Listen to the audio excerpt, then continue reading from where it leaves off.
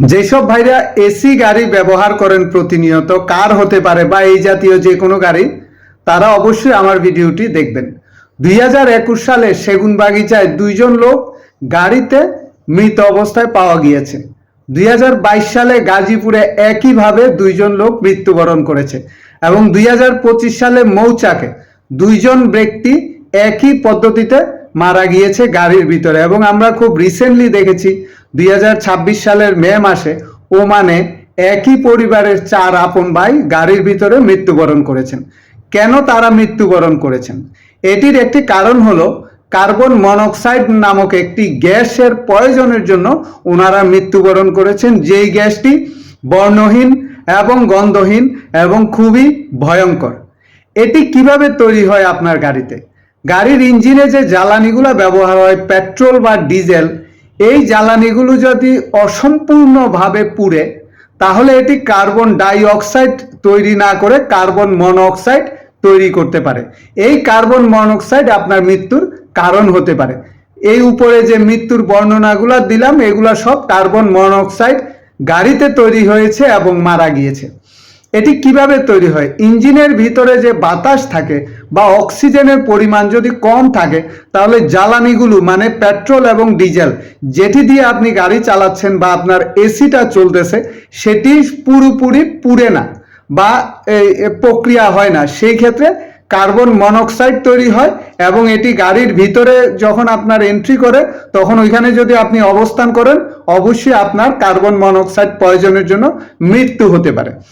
এর আরও কিছু কারণ আছে, যেমন ধরেন আপনার ইঞ্জিনটি খুবই পুরনো বা আপনি কখনোই এটি পরিষ্কার করেন নাই বা চেক করেন নাই আপনার গাড়ির ইঞ্জিন।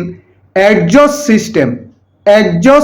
সিস্টেম যদি ভালো না থাকে বা সাইলেন্সার পাইপে যদি সমস্যা থাকে, সেই ক্ষেত্রে এই কার্বন মনোক্সাইড আপনার পেট্রোল এবং ডিজেল অসম্পূর্ণ পোড়ার জন্য তৈরি হতে পারে এবং আপনি যদি সেই মুহূর্তে গাড়িতে অবস্থান করেন, তাহলে আপনার মৃত্যু হতে পারে।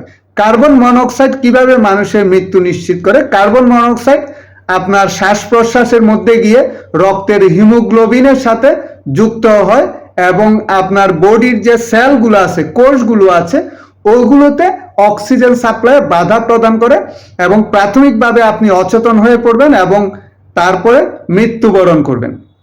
এর থেকে আরেকটি বাঁচার উপায় হচ্ছে, গাড়ির যে ইঞ্জিন আছে এটি প্রতিনিয়ত টিউন করে রাখবেন বা পরিষ্কার করে রাখবেন, বা এয়ার ফিল্টার যেটি আছে সেটি পরিষ্কার করে রাখবেন, বা বিআরটিএ বা ট্রাফিক কন্ট্রোল কর্তৃপক্ষের মাধ্যমে পলিউশন আন্ডার কন্ট্রোল একটি পরীক্ষা আছে।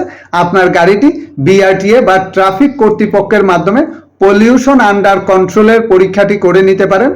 বা কার্বন মনোক্সাইড মিটার আছে, আপনার গাড়ির ভিতরে কতটুকু পরিমাণ বা বাসার ভিতরে কতটুকু পরিমাণ কার্বন মনোক্সাইড আছে সেটি পরিমাণের জন্য মিটার আছে। সেই মিটারের ব্যবহারের মাধ্যমে আপনারা এই ধরনের অনাকাঙ্ক্ষিত মৃত্যু থেকে বাঁচতে পারেন। এছাড়া ব্যাটালিটিক কনভার্টার ব্যবহার করতে পারেন আপনার গাড়িতে। এই ব্যাটালিটিক কনভার্টার আপনার কার্বন মনোক্সাইডকে ক্ষতিকর থেকে রক্ষা করতে পারে এবং তাকে কার্বন ডাই অক্সাইডে রূপান্তর করতে পারে, যেটি আপনার জন্য কম ক্ষতিকর। তাই আপনারা সাবধানতা অবলম্বন করবেন। কখনোই গাড়ি কোথাও পার্ক করে রেখে, বিশেষ করে কোথাও পার্কিং করে রেখে এসি দীর্ঘক্ষণ চালিয়ে রাখবেন না, বা চলন্ত অবস্থায়ও কখনো সর্বোচ্চ 3-4 ঘন্টার বেশি এসি চালিয়ে রাখবেন না। এরপরে বন্ধ করে দিবেন, ফ্রেশ বাতাসের ব্যবস্থা করবেন বা জানালা খুলে দিবেন। আবার আপনি 10-15 মিনিট রেস্ট নিয়ে আবার গাড়ি বা ইঞ্জিন বা এসি চালু করবেন। আমার মনে হয় বুঝতে পেরেছেন। ধন্যবাদ।